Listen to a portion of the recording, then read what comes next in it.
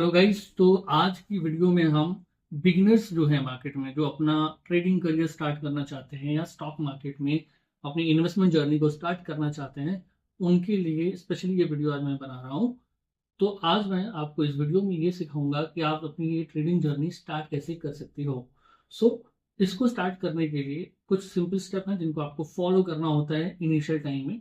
एक बार जब इनको आप फॉलो कर लोगे तो आपको आइडिया एक लग जाएगा कि हाँ, आपको आगे जाके ट्रेड कैसे एग्जीक्यूट करनी है, कब एग्जिट करना है, कब आपको मुनाफा बुक करना है, ये सारी चीजें आपको समझ जाएंगी। तो पहला स्टेप जो आपको जरूरी है लेना वो ये है कि जब भी आप स्टॉक मार्केट में अपना करियर स्टार्ट करते हो तो आने के साथ ही आप पैसे लगा के ट्रेडिंग करना स्टार्ट मत करो। दूसरा, आपको कभी भी किसी के कहने पर ट्रेड नहीं लेनी है। फला आदमी ने या फला ब्रोकर ने या फला टीवी पे इस तरह का ट्रेड सजेशन आया है तो आप ट्रेड ले लो, ये बिल्कुल गलत है। ऐसा करने से आप सिर्फ और सिर्फ लॉस बुक करोगे। तो ये मेरी बात एकदम गांठ बांध लो आप कि आपको ये इस तरह का स्टेप नहीं लेना है ट्रेडिंग करते समय।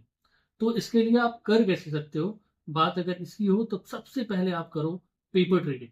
हालांकि कुछ स्टेप में मैंने डिवाइड किया है, आज की इस वीडियो में सारे स्टेप टू स्टेप बताने वाला हूं आपको। लेकिन पहला स्टेप आता है इसमें पेपर ट्रेडिंग। पेपर ट्रेडिंग में आपको 1 महीने का टाइम लेना है। आपको एक नोट बनाना है जिसमें आपको मार्केट वॉच करनी है, जो स्टॉक में आपको अच्छा लग रहा है स्टॉक को सेलेक्ट करना है और उसकी टाइमिंग के साथ आपको बाय करना है कि कितनी क्वांटिटी और कितने प्राइस पे आप बाई कर रहे हो। बाई करने से मतलब है कि आपको नोट डाउन करना है पेपर में कि आज सपोज दैट एसबीआई है तो 900 या 800 या 850 जो भी प्राइस चल रहा हो उस प्राइस पे आपने बाई किया, इतनी क्वांटिटी, इसका डे हाई ये है, डे लो ये है। हर स्टॉक का हर दिन का डे हाई और डे लो अलग अलग होता है, वो चेंज होते रहते हैं। तो आपको डे हाई और डे लो देख के ही स्टॉक को सिलेक्शन करना है। तो स्टॉक को जब भी सिलेक्ट करना है तो बिना उसका डे हाई देखे और डे लो देखे ट्रेड नहीं लेनी है। दूसरा सबसे इंपॉर्टेंट स्टेप है कि कभी भी मार्केट खुलने के साथ ही आपको ट्रेड इनिशिएट नहीं करनी है, क्योंकि सुबह सुबह जब मार्केट खुलती है तो ऑब्वियसली गैप अप या गैप डाउन खुलती है तो 5 10 15 मिनट के लिए मार्केट में थोड़ा क्योस होता है। सो दैट वो टाइम पीरियड आपको अवॉइड करना है, एटलीस्ट 15 से 20 मिनट, हो सके तो आधा घंटा अवॉइड करिए और उसके बाद ही ट्रेड को सिलेक्ट करिए। एंड सबसे इंपॉर्टेंट चीज इस पूरे प्रोसेस में होती है वो ये होती है कि इससे आप ये सीख जाते हो कि कौन सा स्टॉक क्या प्राइस पे है और उसका 52 वीक हाई 52 वीक लो क्या रहा है और अभी करेंटली वो जो ट्रेड कर रहा है किस रेंज से गिर रहा है और किस रेंज के बीच में आ रहा है। इस आइडिया से आपको आने वाले टाइम में बहुत ज्यादा बेनिफिट मिलेगा। It's kind of a virtual trading आप कर रहे हो, कुछ कर नहीं रहे हो, 1 रुपया लगा नहीं रहे हो, आप सिंपल आप चीजों को देख रहे हो, नोट डाउन कर रहे हो कि ये चीज आज मैंने इस प्राइस पे खरीदी है, ये आप मान के चल रहे हो और अगले दिन उसके हिसाब से आपको उसमें डिसीजन लेना है कि आपको बेचना है या रुकना है, क्योंकि जो भी क्वांटिटी आपने बाय की है उसी के हिसाब से मुनाफा भी आपको कैलकुलेट करना है। अब आता है दूसरा स्टेप इसमें, वो होता है कि डिलीवरी ट्रेडिंग। जब आप 1 महीने के पूरे साइकिल को कंप्लीट कर लेते हो तब स्टार्ट करोगे आप डिलीवरी ट्रेडिंग। डिलीवरी ट्रेडिंग में भी एक चीज का आपको ध्यान रखना है जो कि सबसे इंपॉर्टेंट है, आपको बहुत ज्यादा बड़ी कैपिटल से स्टार्ट नहीं करना है, आपको बहुत छोटी कैपिटल से स्टार्ट करना है ट्रेडिंग।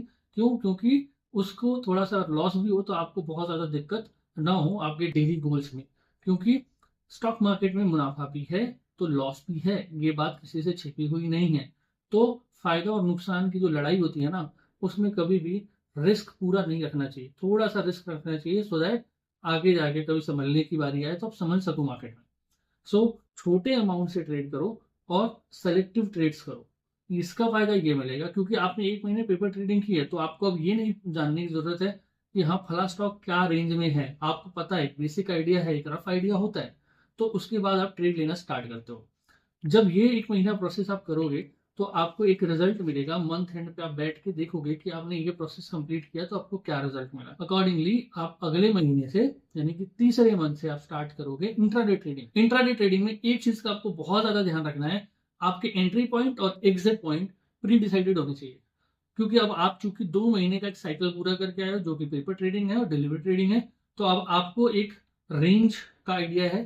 तो आपको पता होना चाहिए जो स्टॉक आप सेलेक्ट कर रहे हो तो उसके एंट्री पॉइंट क्या होंगे और एग्जिट पॉइंट क्या होंगे। एंड स्पेशली उस ट्रेड में स्टॉप लॉस जरूरी है। अगर आप एग्जिट पॉइंट का बेट नहीं डाल रहे हो तो आप स्टॉप लॉस लेके चलो, क्योंकि मार्केट में वही सरवाइव करता है जिसको अपना रिस्क पता होता है। जिसको रिस्क ही नहीं पता है वो कभी भी मार्केट में सरवाइव नहीं करेगा, ये मैं पर्सनल गारंटी दे सकता हूं।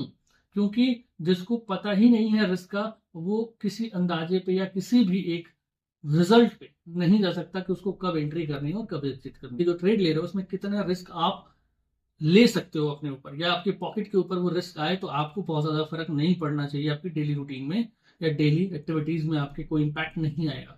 तब जाके इंट्राडे ट्रेड 1 महीने के लिए इनिशिएट करना आपको इसी तरह से स्टॉप लॉस के साथ। एंड इसके बाद आता है लेवल 4। लेवल 4 में आती है स्विंग ट्रेडिंग।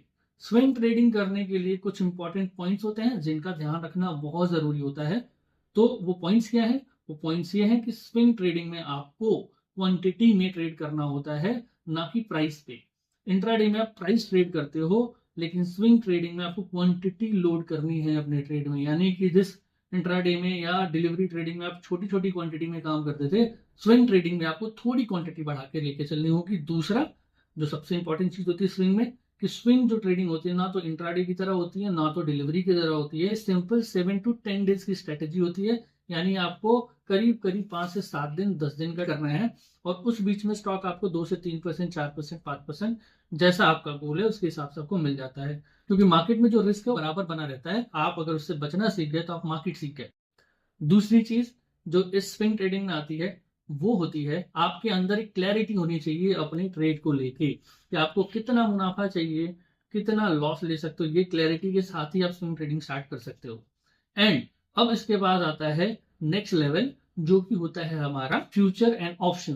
फ्यूचर ऑप्शन इसलिए मैंने लास्ट में रखा है, इसके लिए आपको स्किल्ड होना पड़ेगा। और जब ये 3-4 लेवल जो मैंने बताए हैं, इनको आप 1-1 महीने के साइकिल पे कंप्लीटली विद डेडिकेशन अगर फॉलो करोगे, तो ये फ्यूचर और ऑप्शन वाले लेवल पे आके आप थोड़ा कुछ अचीव कर सकते हो। लेकिन सबसे इंपॉर्टेंट बात इस सेगमेंट में होती है कि इसमें आपको रिस्क पता होना चाहिए। रिस्क पता रहेगा तो ही आप ये सेगमेंट में एंट्री करो। एंड स्पेशली ऑप्शन सबसे लास्ट में रखो, पहले फ्यूचर प्रेफर करो, फ्यूचर ट्रेडिंग के बाद ही ऑप्शन में घुसो। तो ये जो लेवल है ये बहुत लास्ट का है। जो मेरी आगे आने वाली वीडियो की सीरीज है फ्यूचर ऑप्शन की, मैं इसमें आपको बताऊंगा इन डिटेल कि फ्यूचर और ऑप्शन ट्रेडिंग कैसे स्टार्ट करनी है, क्या करना है। लेकिन इनिशियली जो शुरुआत के लेवल्स मैंने आपको दिए हैं, इन लेवल्स को आपको स्ट्रिक्टली 1-1 महीने करके फॉलो करना है। अगर ये प्रोसेस आपने फॉलो किया तो मैं आपको पर्सनल लेवल पे ये जरूर बता सकता हूँ, कुछ इतना तो जान जाओगे कि मार्केट में मुनाफा कैसे बनाते हैं। दूसरी सबसे इंपॉर्टेंट चीज जो होती है स्टॉक मार्केट में, वो होती है रिस्क का पता होना। मैं बार बार रिस्क की बात क्यों कर रहा हूँ? क्योंकि सबसे इंपॉर्टेंट फैक्टर यही होता है। सब लोग आपको मुनाफा बता सकते हैं, सब लोग आपको कितना मिलेगा ये बता सकते, लेकिन नुकसान कितना होगा ये कोई नहीं बता सकता। नुकसान कभी भी कोई भी गेस नहीं कर सकता। और स्टॉक मार्केट में चाहे कोई ट्रेडर हो चाहे कोई ब्रोकर हो, जिसने अपना नुकसान कम करना सीख लिया वो मार्केट को सीख गया। ये मेरी बात हमेशा याद रखना दोस्तों। तो सबसे इंपॉर्टेंट है स्टॉप लॉस। हर ट्रेड में अपनी आदत बना लो, हर ट्रेड आपकी विदाउट स्टॉप लॉस नहीं जानी चाहिए। हिट होती है होए, 10 ट्रेड एग्जीक्यूट करो बट स्टॉप लॉस के साथ। अगर ये करते हो तो मुनाफा और रिस्क दोनों आप समझ जाओगे क्या रिस्क है और क्या मुनाफा है, और नुकसान बहुत कम पाओगे। Trust me on that. And आगे की वीडियो जो आने वाली है मेरी, ये टोटली मैं फ्यूचर एंड ऑप्शंस पे डेडिकेट करने वाला हूं। तो चैनल पे बने रहिएगा सो दैट आपको आने वाली वीडियो में फ्यूचर ऑप्शन क्या होते हैं, उनको कैसे ट्रेड करते हैं, क्या क्या रिस्क मैनेजमेंट होते हैं उनकी, ये सारी चीजें उस वीडियो में बताऊंगा। तब तक के लिए दोस्तों थैंक यू, जय हिंद।